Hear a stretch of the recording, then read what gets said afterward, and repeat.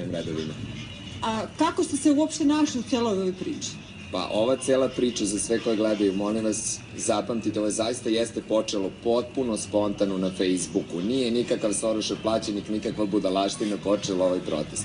Ne, ovo je posle izbora, ljudi nisu mogli veruju šta se desilo, svima je bilo jasno da je u pitanju krađa, da su u pitanju strašne malverzacije i zaista je krenulo šerovanje poruka, tako dalje i tako dalje, ljudi su krenuli da se skupljaju ovde.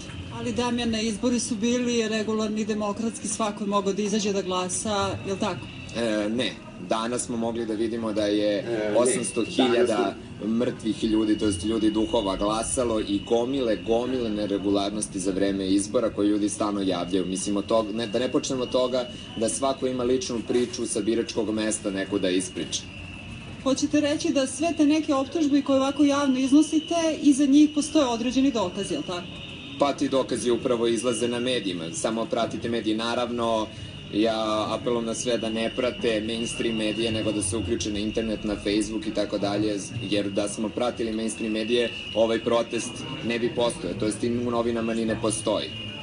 Damjan, iako se niko zvanično ne predstavlja kao organizator, mi ipak vidimo da ozbiljna organizacija postoji iz ovih protesta, uključujući i to gde se pozivaju učesnici kako da se ponašaju, kako da se oblače, kako da koriste mobilne telefone, sredstva komunikacije i tako dalje i tako dalje. Znači, ne delo je baš da je sve ispalo tako spontano, kao da više struja postoji u svem ovom.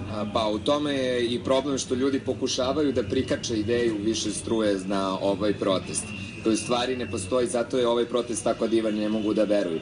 Ovaj protest jeste zaista, ljudi ne mogu da veruju da hiljade i hiljade građana mogu da se sami organizuju i da ih jedna ideja nosi ulicama bez da prave probleme, bez da dolazi do incidenata, ali očigledno da mogu kad je ta ideja jaka. A ta ideja je jednostavno normalna Srbija u kojoj želimo da živimo. Da li ste vi član neke političke partije? Ja se ceo život zanimam, mislim, mlad sam čovjek, ali se ceo život bavim politikom i na svakim izborima imam svog kandidata, imam koga da podržim, ali ono što morate da obratite pažnju i da svi gledate.